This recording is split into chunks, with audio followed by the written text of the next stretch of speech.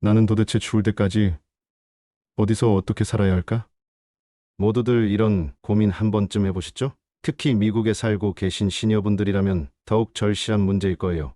그런데 요즘 미국 시니어들 사이에서 새로운 트렌드가 떠오르고 있습니다. 바로 에이징 인 플레이스라는 개념인데요. 과연 이게 뭐길래 이렇게 화제가 되고 있을까요? 최근 조사에 따르면 미국 베이비붐 세대의 무려 7, 80%가 가능한 한 올해 내 집에서 살고 싶다는 바람을 가지고 있다고 합니다. 이는 단순한 바람이 아니라 실제로 시현되고 있는 현실이에요.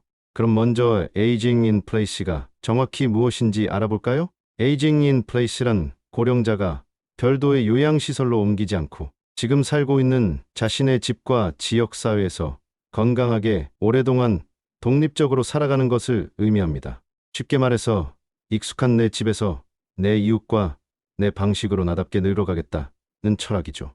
이게 왜 이렇게 중요한 트렌드가 됐을까요? 실제로 미국과 유럽에서는 대규모 실버타운이나 익숙한 내 집과 동네를 떠나지 않고 건강하고 독립적으로 오래 살아갈 수 있는 새로운 모델을 고민하게 됐거든요. 그렇다면 미국에서 에이징 인 플레이스가 어떻게 시현되고 있는지 구체적으로 살펴보겠습니다. 첫 번째, 맞춤형 주택 개조입니다. 문턱 없애기, 미끄럼 방지 바닥, 욕실, 손잡이 설치 등 집을 더 안전하게 만드는 다양한 리모델링이 활발하게 이뤄지고 있어요. 연방 및 지방 정부에서 홈 모디피케이션 비용 지원 프로그램을 확대 중이라고 하니까 이런 변화가 더욱 가속화될 것 같습니다. 두 번째, 스마트홈 기술 활용이에요. 음성 인식 스피커, 원격 건강 모니터링, 자동 조명 난방 조절, 낙상 감지 센서 등 IT와 인공지능이 접목된 스마트홈 솔루션 도입이 빠르게 늘고 있습니다. 고령자의 응급 상황 대응과 독립적인 생활 지원을 목적으로 기술 발전이 가속화되고 있어요. 세 번째는 지역사회 서비스 연결입니다. 지역의 방문 간호, 식사 배달, 이동 지원 등 커뮤니티 기반 서비스가 강화되고 있어요. 타운별로 에이징 인 플레이스 이니시티브 사업을 운영하며 공공 및 민간 기관이 연계 지원하고 있다고 합니다. 네 번째, 가족 케어기버 지원 확대예요. 가족 구성원이 직접 돌봄을 제공하는 사례가 늘면서 가족 돌봄자 케어기버 지원 정책이 강화되고 있습니다. 정부 교육, 휴식 지원, 경제적 지원 등 다양한 프로그램이 마련되고 있어요. 다섯 번째는 건강관리 서비스의 재택 중심화입니다. 텔레헬스, 평생건강 모니터링, 가정간호 방문 서비스가 보편화되고 있어요. 입원보다는 집에서 치료받기를 원하는 수요가 계속 증가하는 추세입니다. 이처럼 절차적인 공공민간 협력을 통해 정부와 비영리단체, 기업 연계 확산이 이뤄지고 있고, 반면 및 약자 지원도 일반 주택 소유자뿐 아니라 저소득층부터 장애인, 만성질환자까지 포괄하는 정책 확대가 특징입니다. 주택뿐 아니라 지역과 공동체를 집만 안전하게 바꾸는 게 아니라 동네 인프라 이웃 관계까지 함께 강화하는 것이 특징이에요. 그럼 실제로 시니어들이 체감하는 효과는 어떨까요? 심리적 안정감과 삶의 만족도가 크게 향상된다고 합니다. 노인요양시설 대신 집에서 오랜 시간 자립적으로 생활이 가능하고 이웃 지역사회 속에서 지속적으로 역할과 관계를 유지, 외로움 및 우울감 예방에도 효과적이라고 해요. 하지만 에이징 인 플레이스도 완벽한 해결책은 아닙니다.